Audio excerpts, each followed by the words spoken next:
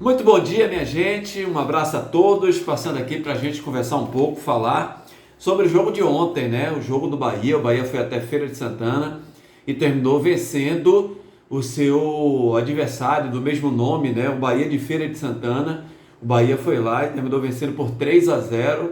Um jogo assim que a gente pode dizer que foi um jogo tranquilo para o time do Bahia, porque o time do Bahia de Feira, estranhamente, eu sei que o Bahia de Feira o ano passado estava na segunda divisão.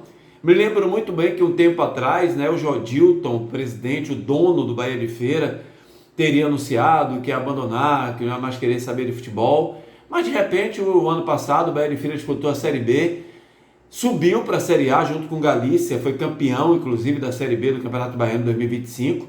E esse ano está disputando a primeira divisão do Campeonato Baiano. Mas ontem, estranhamente, né, o Bahia de Feira, inclusive, já foi campeão baiano.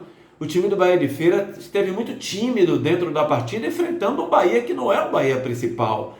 Se fosse o Bahia principal, a gente até aceitava, né? Claro, um time que disputa a primeira divisão do brasileiro, que é o Bahia, com jogadores com nome, inclusive, nacional, jogadores de mercado, inclusive, nacional e internacional, com jogadores de seleção brasileira. Mas o time do Bahia, por exemplo, os 3 homens de ataque do Bahia são 3 garotos jovens de 17, 18 anos de idade. E a gente esperava que o Bahia de Feira pelo menos fosse para trocação com o Bahia. É claro que o Bahia ia atacar, é claro que o Bahia é favorito para vencer. A gente nunca compara em Campeonato Baiano, que o Bahia não seja o favorito nos jogos, a não ser contra o Vitória, né? Que aí a gente sabe que é Bavi, e no Bavi é meio complicado você traçar um favorito para o jogo. Mas mesmo assim, jogando dentro de casa no seu estádio, com um gramado sintético, inclusive, que os garotos do Bahia não estão acostumados a jogar, a gente imaginava que o time do Bahia de Feira ia ser atacado pelo Bahia, porque é normal, o Bahia é time grande, é time de atacar mesmo o adversário, mas a gente esperava que o time do Bahia de Feira também fosse atacar, fosse criar oportunidades. Mas no primeiro tempo não foi isso que a gente acompanhou. Acompanhamos um Bahia de Feira totalmente recuado, com a linha de 5 homens praticamente na sua área, com mais 4 na frente da área e mais uma ali na intermediária. Tanto é que os zagueiros do Bahia faziam o ataque ali pela intermediária. O Bahia nem deixava os meios campistas ali, no caso o Jota, né, que jogou de meio de campo, junto com o David Martins, que foi o outro meio ali. Eles avançavam, eles jogavam praticamente na área e era o Rezende que fazia aquele papel ali atrás. Então, o Bahia chegava, mas tinha dificuldade de furar esse bloqueio, porque não existia a movimentação adequada e o Bahia insistia muito pelo meio e era muito lento, porque a gente sabe, por exemplo, que o Rezende é um bom marcador, mas é um jogador lento para a criação, né? Tanto é que o gol do Bahia só foi sair aos 17 minutos, porque o David Duarte, que estava lá junto do Del, lá perto da área, ele saiu de lá, veio para uma posição de intermediário, quando ele recebe o passe, ele dá de primeira para o Rezende, quebra essa linha, o Rezende acha o espaço, dá um toque na bola, chuta forte, no canto esquerdo do goleiro do Bahia de Feira, o goleiro Milton, e termina fazendo o primeiro gol do Bahia. E o Bahia, a partir daí, continuou, né? Seguiu atacando o time do Bahia de Feira, o time do Bahia de Feira pouco foi no ataque, deu um chute dentro do gol no primeiro tempo, que o goleiro do Bahia, o João Paulo, fez a defesa, mas o Bahia continuava atacando. Agora, o interessante é que o Rogério não percebeu isso, ou até percebeu e falou, mas os caras dentro de campo não conseguiram conectar. Primeiro, a rapidez que tinha que ser ali, e outra, abrir os laterais. É claro que no lado direito a gente até entende, porque era o Marcos Vitor e ele é zagueiro, ele não tem esse cacoete de lateral e não tinha nenhum lateral no banco de reservas do Bahia, lateral direito, mas o Zé Guilherme ele poderia abrir mais, né? Atacar mais, porque o Bahia não jogava com ponta esquerda. O atacante do Bahia, o Juan Pablo, ele fica jogando sempre junto com o Del na área. Então o Bahia tinha um Furquim na ponta direita, mas do lado esquerdo não tinha, e o Zé Guilherme pouco avançou por aquela linha lateral. Porque se o Zé Guilherme vai, ele abre assim, ele consegue tirar um pouco do sistema defensivo centralizado do Bahia de Feira. Isso não aconteceu. O outro fato era girar, né? Os jogadores que estavam ali, o Juan Pablo, o Del,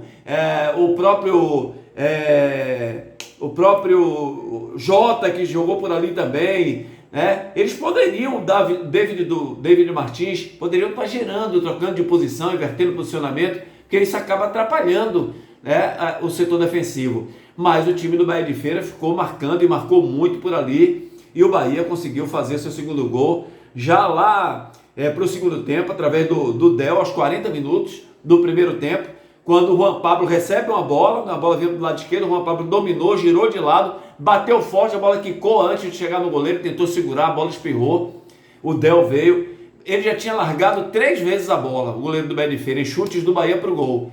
O Del, inteligente, é um jovem, mas inteligente, e o jogador tem que perceber o que está acontecendo no jogo também. Quando o goleiro larga a bola foge um pouco do seu controle, o Del vem chegando e dá uma de centroavante lá, faz seu primeiro gol como profissional no time do Bahia, e foi uma felicidade só. Del, que mais uma vez teve uma movimentação muito boa lá no ataque. É claro que a bola não chegou porque estava muito congestionado ali, na posição que o Del joga, estava muito congestionado, não dava para ele fazer muito mais daquilo que fez. O Rogério Ceni ele não gosta desse jogo que a bola vai na linha de fundo e cruza-se bola para a área, ele não gosta disso. No segundo tempo o Bahia começou a fazer isso, ele mandou parar com o Furquim pelo lado direito, né? O Furquim pegava a bola do lado direito e por algumas vezes ele tentou chuveirar na área do Bahia de Feira, mas o Rogério com certeza mandou parar com aquilo, porque aquilo ali não é jogo do Bahia. O Bahia é um jogo apoiado, de toques curtos na bola. O que se podia fazer era encostar um pouco mais o jogador ali no Furquinho. No segundo tempo o Rogério mudou, ele tirou o Fred da zaga, colocou o João Vitor, o Marcos Vitor para jogar de zagueiro, botou o Fred de lateral. O Fred até conseguia ir de vez em quando, mas a conexão de passe e a triangulação quase que não acontece ali pelo lado direito.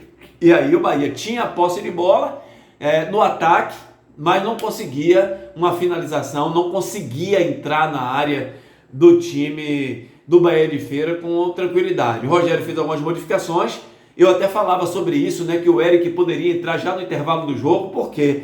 Porque o Rezende, apesar de ter feito gol no primeiro tempo, o Rezende é um jogador lento, e o Bahia precisava de uma construção de jogada melhor, de um jogador mais rápido, mais leve, que pudesse chegar junto ao ataque, e o Eric faz muito bem isso, né? Aí o Eric entrou também o Araújo, Michel Araújo, e foi numa dessas jogadas que o Eric pegou a bola no intermediário do lado esquerdo, viu o time do Bahia de Feira recuando para entrar na sua área, achou um espaço, viu o posicionamento do goleiro e chutou de perna direita no ângulo esquerdo do goleiro. Um belo gol do Eric, fazendo o terceiro gol do Bahia, que deu o resultado final ali, né? O Bahia de Feira terminou até com 2% a mais de posse de bola do que o Bahia, mas essa posse, porque o Bahia atacava, aí o Bahia de Feira tomava a bola do setor defensivo e tinha essa posse de bola no seu campo de defesa, não no campo de ataque do Bahia. O Bahia é que tinha a posse de bola no campo de ataque. Mas assim, gente, segundo jogo, né, 2 jogos do Bahia com garotos, com jovens, 7 gols, né, 4 gols no primeiro jogo contra o Jequié, mas 3 gols agora contra o Bahia de Feira, com jogadores que precisam ainda ganhar cancha, né, jogando contra jogadores profissionais, jogadores de 27, 28, 30 anos de idade.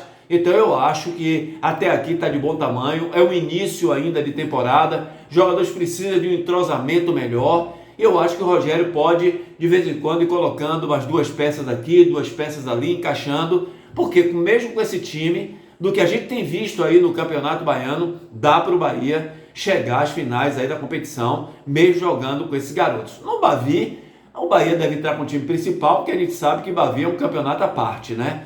E outra coisa, o Rogério vai precisar dar ritmo de jogo, esses jogadores que no dia 28 já tem jogo contra o Corinthians, e o Rogério vai precisar colocar esses outros jogadores que não estão jogando em atividade, a não ser que o Bahia faça alguns amistosos aí contra times inferiores. Mas eu entendo que até aqui está de bom tamanho a participação de jogadores do Bahia, né? Só dizendo, viu, gente, que Sidney, vocês lembram que Sidney ia jogar de titular naquele primeiro jogo do Jequié, aí na véspera do jogo, no treinamento, machucou o joelho, foi para casa, o joelho inchou, fez exame, não é caso cirúrgico, mas vai ficar aí 45 dias afastado, está fazendo tratamento intensivo já, é um cara que se cuida bem, para voltar o mais rápido possível aí ao time do Bahia. Sidney, que faz muita falta, porque desses todos os jogadores que estão jogando no meio de campo do Bahia, o mais construtor é Sidney, que mais se aproxima ali de um Caio Alexandre, né, no jeito de jogar, do toque de bola, da visão periférica, de saber o lado melhor de chegar, né, o passe certeiro.